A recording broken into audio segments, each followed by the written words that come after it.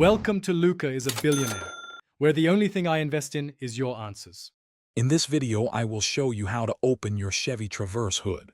First, ensure your vehicle is parked safely on a level surface with the engine off. Then, locate the hood release lever inside the cabin, typically found on the driver's side near the floorboard. Pull this lever firmly towards you. You should hear a distinct pop as the primary latch releases at the front of the vehicle. Now walk to the front of your Traverse. The hood will be slightly ajar. Carefully reach your hand under the front edge of the hood, right above the grille area. You'll need to feel around for the secondary safety latch. This mechanism is designed to prevent the hood from flying open accidentally, so it requires a specific action to release it fully. Once you've located the safety latch, you'll typically need to push it either to the side or upwards.